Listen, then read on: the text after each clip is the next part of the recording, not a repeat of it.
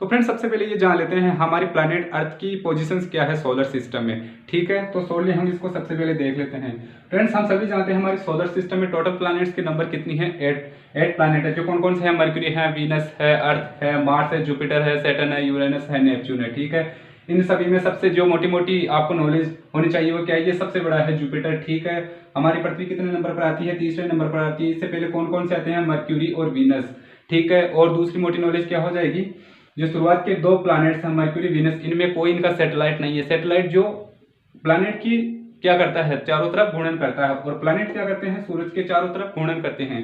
हमें सभी को पता है हमारी पृथ्वी एक साल में टोटल चक्कर लगाती है सूरज के। ठीक है, और 24 घंटे पर ये अपने एक्सिस पर घूमती है। ठीक है, एक्सिस पर घूमती है केवल 24 घंटे में। ठीक है, और जो डिस्टेंस लेते हैं सन और पृथ्वी के बीच की, वो क्या कहलाती है, एक एस्ट्रोनॉमिकल यूनिट। एक एस्ट्रोनॉमिकल यूनिट होती है 150 मिलियन किलोमीटर के। ठीक है, 1 million is equal to 10 lakh, 10 lakh. तो 10 लाख को आप 150 से गुणा करिए और देखिए कितने किलोमीटर आते हैं, वो होती है एक एस्ट्रोनॉमिकल यूनिट। ये मोटी नॉलेज थी। यहाँ पर मैंने ये लिख रखा है काइपर बेल्ट। काइपर बेल्ट क्या होता है, देखिए काइपर बेल्ट क्या होता है।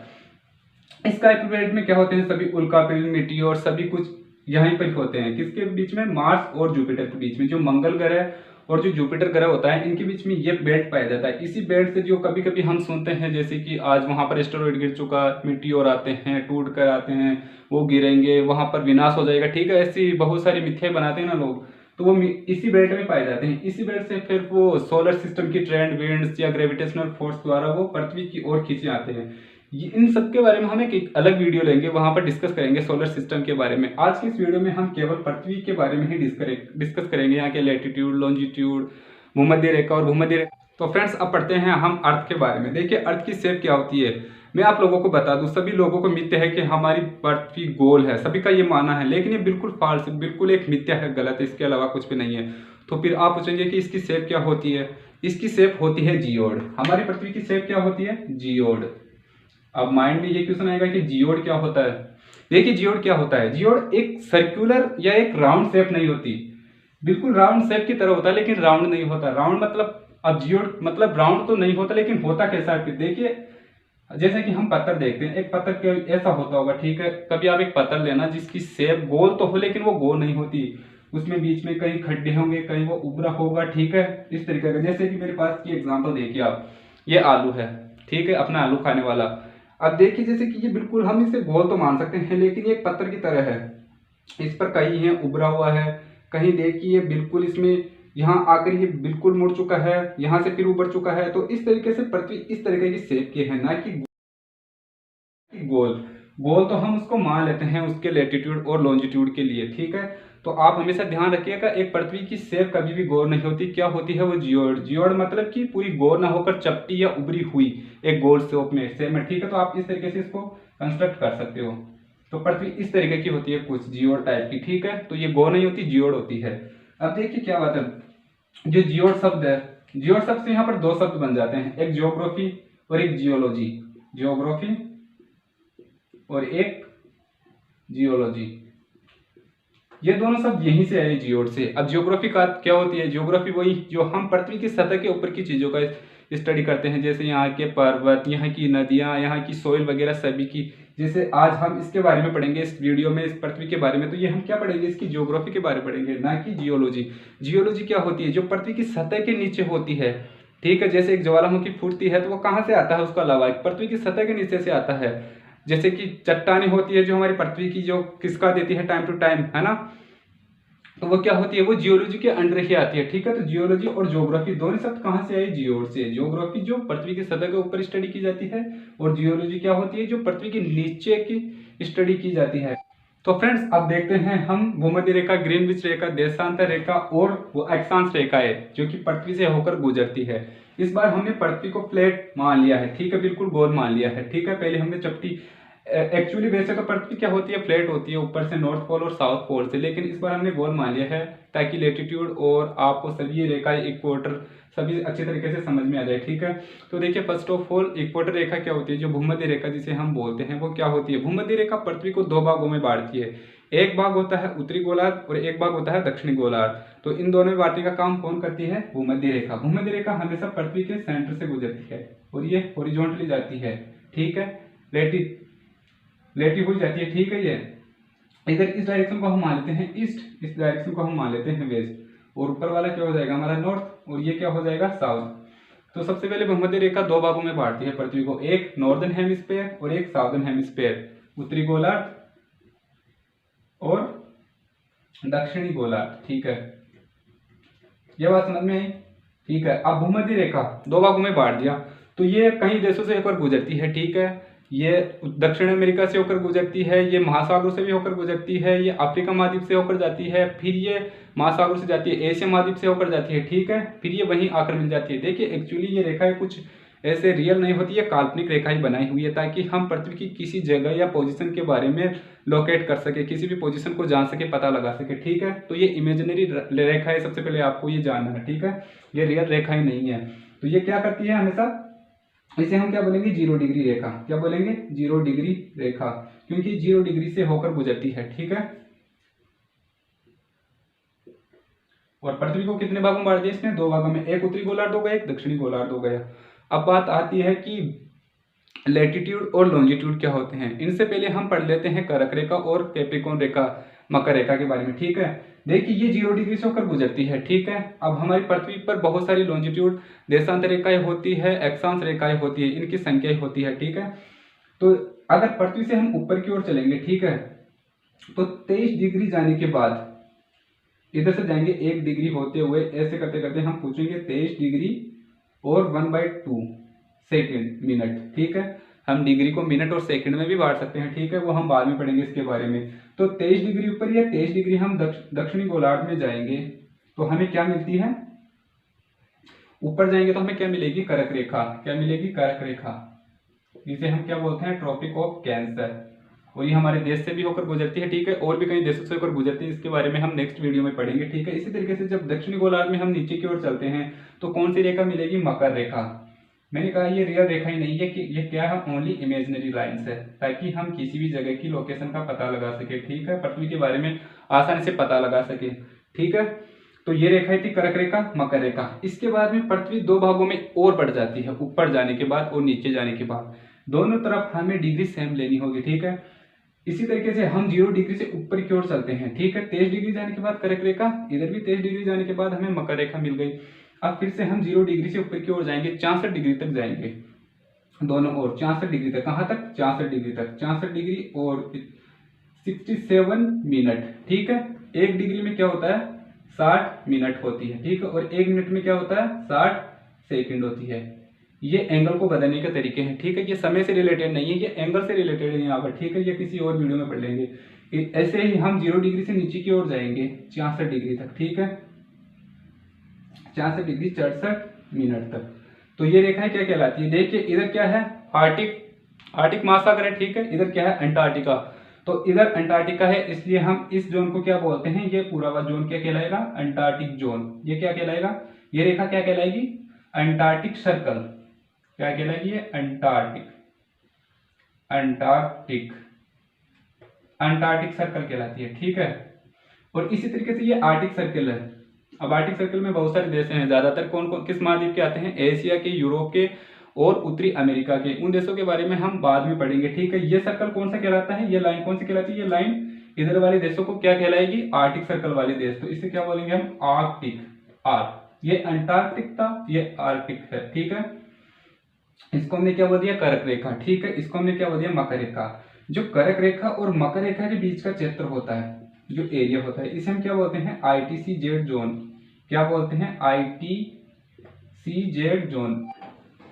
तो भूमध्य रेखा, अब देखिए आप सोचिए सबसे ज्यादा गर्मी कौन से भाग में पड़ेगी। देखिए पृथ्वी बिल्कुल बीचों बीच में भूमध्य रेखा होकर गुजरती है, बिल्कुल बीचों बीच से, और सूर्य हमेशा, सूर्य की किरणें इस पर परपेंडिकुलर, इस पर आके डायरेक्टली पड़ती है, ठीक है। कर्क रेखा और मकर रेखा पर भले ही सूर्य की किरणें पड़ती हो, लेकिन वो टाइम के अनुसार पड़ती रहती है, सीजन के अनुसार, ठीक है।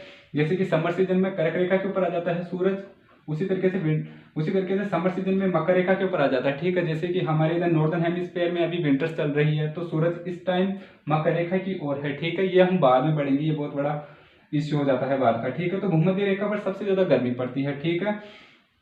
इसके बाद में हम आते हैं कि ग्रीनविच रेखा क्या होती है। देखिए ग्रीनविच जिस तरीके से एक भूमध्य रेखा पृथ्वी को दो भागों में बांट देती है, किस किस में, एक उत्तरी गोलार्ध और एक दक्षिणी गोलार्ध, उसी तरीके से एक ग्रीनविच रेखा है, ये ग्रीनविच रेखा है, ठीक है। ये भी बिल्कुल ऊपर नॉर्थ पोल से साउथ पोल की ओर आएगी, ठीक है, बिल्कुल सेंटर में से होकर आएगी, ठीक है।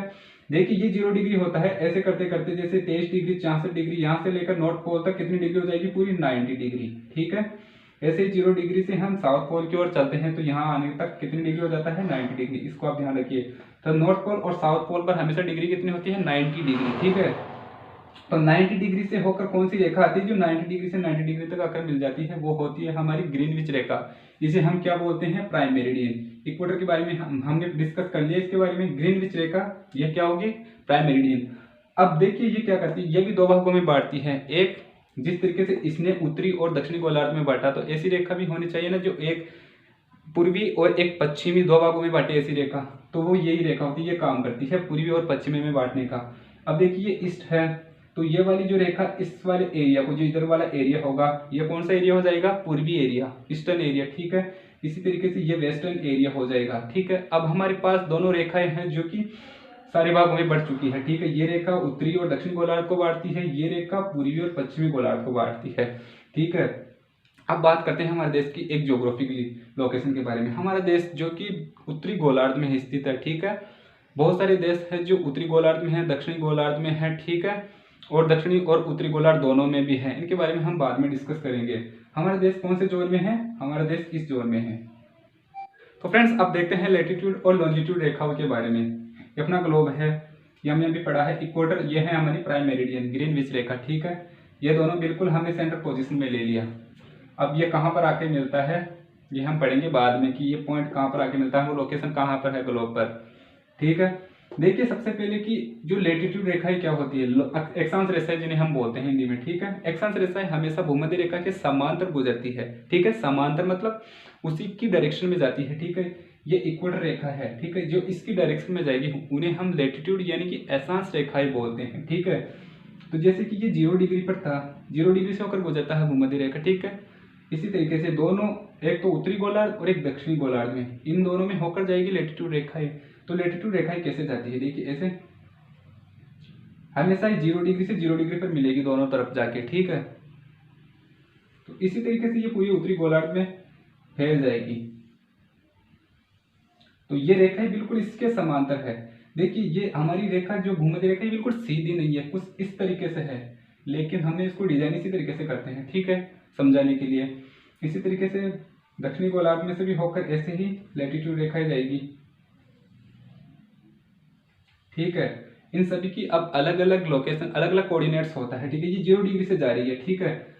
मैंने आपको बताया था 0 डिग्री से हम साउथ पोल या नॉर्थ पोल की ओर जाते हैं तो ये कितना डिग्री हो जाता है, 90 डिग्री हो जाता है, ठीक है।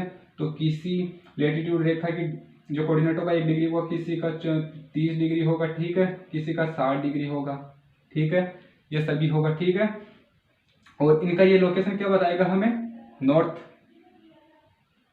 की पोजीशन बताता है, ठीक है। याद रखिए लेटिट्यूड रेखाएं हमेशा नॉर्थ की पोजीशन बताएगी, ठीक है, नॉर्थ की पोजीशन बताती है। अब देखिए हमारे ग्लोब पर लेटिट्यूड रेखाएं टोटल कितनी हैं, हमारे ग्लोब पर टोटल लेटिट्यूड रेखाएं है। देखिए यहाँ से हम चलते हैं 1 डिग्री से 90 डिग्री तक, तो 90 ये हो गई, प्लस इधर भी 1 से चलेंगे 90 तक, 90 ये हो गई, प्लस 1 हम भूमध्य रेखा की जोड़ देते हैं, भूमध्य रेखा को जोड़ देते हैं, तो ये टोटल कितनी हो गई, 181। तो कभी भी अगर एग्जाम में क्वेश्चन है कि ग्लोब पर टोटल लेटिट्यूड रेखाएं कितनी है जो गुजरती है, तो वो है 181। तो 181 रेखाएं अक्षांश रेखाएं है हमारी ग्लोब पर, ठीक है, जो कि अलग अलग हिस्सों से होकर गुजरती है, ठीक है। तो इसका मतलब हर अक्षांश रेखा 1 डिग्री के अंतराल के बाद में गुजरेगी, ठीक है। तो ये अक्षांश रेखाएं थी। अक्षांश रेखाएं हमें नॉर्थ की डायरेक्शन के बारे में बताती है, ठीक। आप ही देखिए जैसे जैसे हम ऊपर की ओर जाएंगे, देखिए अगर इस रेखा को लेता हूं मैं, तो ये इस जगह अलग जाएगी, इस जगह अलग होगी, इस जगह अलग होगी, इसका मतलब नॉर्थ की पोजीशन अलग अलग है। लेकिन मैं यहाँ पर सेम चीज क्या होगी, ईस्ट की, यहाँ पर ये ईस्ट की लोकेशन सेम बताएगी, मतलब कि यहाँ पर देखिए, मतलब ये नॉर्थ की पोजीशन अलग अलग बताएगी, इसका मतलब ईस्ट या वेस्ट, इन दोनों की लोकेशन अलग अलग बताएगी। आप इसको ऐसे समझेंगे, हम एक बार इसको पढ़ लेते हैं फिर समझेंगे आप इसको, ठीक है। अब लॉन्जिट्यूड के बारे में पढ़ते हैं। देखिए लॉन्जिट्यूड क्या होता है, जिस तरीके से भूमध्य रेखा के समांतर कौन सी रेखा है गई, लेटिट्यूड अक्षांश रेखा ही जाती है, उसी तरीके से जो ग्रीनविच प्राइम मेरिडियन रेखा है, ठीक है, उसके समांतर जो रेखाएं गुजरती है वो कौन सी होती है, हमारी लॉन्जिट्यूड, जिन्हें हम क्या बोलते हैं, देशांतर रेखा। आप इनको याद रख सकते हो, जैसे लेटीट्यूड मतलब लेटी हुई, हमारी भूमध्य रेखा भी एक तरीके से लेटी हुई है, तो इसके समांतर जो रेखा है वो भी लेटी हुई, उन्हें हम क्या बोलेंगे, लेटीट्यूड, ऐशांश रेखा है। लॉन्जिट्यूड, लॉन्ग मतलब बिल्कुल खड़ी, लंबी, ठीक है, तो हमारी प्राइम मेरिडियन की जो भी समांतर रेखाएं गुजरेगी उन्हें हम क्या बोलेंगे, लॉन्जिट्यूड रेखाएं। तो ये भी हमेशा 90 डिग्री से होकर 90 डिग्री पर मिलेगी साउथ में, नॉर्थ पोल से साउथ पोल की ओर आकर वहीं सेम पोजीशन पर मिल जाएगी, ठीक है। तो इस तरीके से ये भी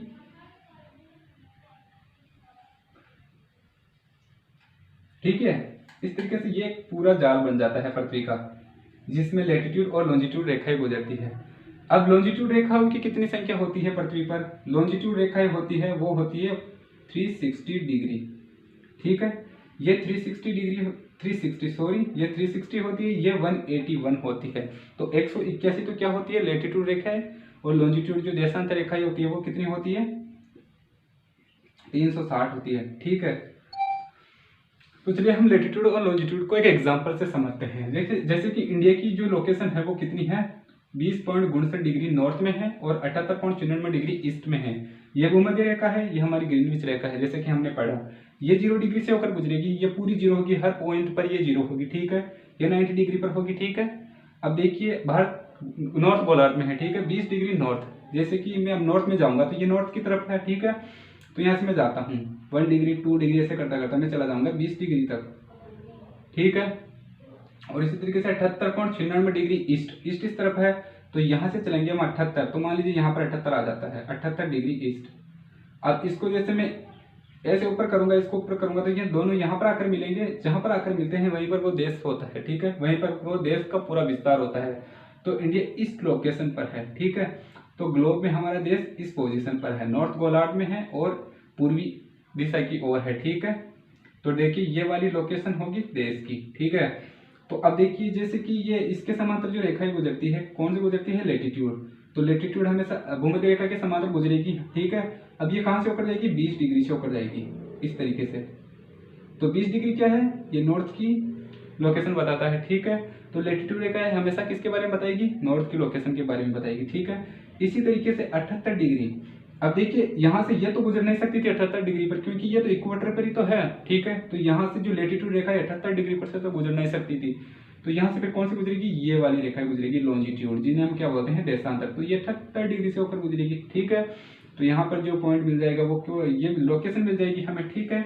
इसी तरीके से हम लोकेशन को लेकर पता लगा सकते हैं कौन सा स्थान या कौन सी जगह है वो, ठीक है। तो इस तरीके से लॉन्जिट्यूड रेखाएं और लेटीट्यूड रेखाएं एक तरीके से किसी चीज को आइडेंटिफाई करने का काम करती है। तो आई फ्रेंड्स रोके नहीं तो सेव कर दे। तो फ्रेंड्स आज का वीडियो काफ़ी लंबा हो गया होगा, आई होप आज का आपको ये पूरी पोजीशंस अर्थ के बारे में, लैटिट्यूड लॉन्जिट्यूड के बारे में अच्छी तरीके से समझ में आएगा। नेक्स्ट वीडियो में हम पढ़ेंगे कि इक्वेटर रेखा है, ये जो इक्वेटर रेखा होती है वो कौन कौन से देश में से होकर गुजरती है, ठीक है, कौन सा महाद्वीप कौन सी वाटर बॉडीज से होकर जाती है, ठीक है, बिल्कुल ट्रिकी वे से। तो आई होप समझ में आ गया होगा, मिलते हैं नेक्स्ट वीडियो में, जब तक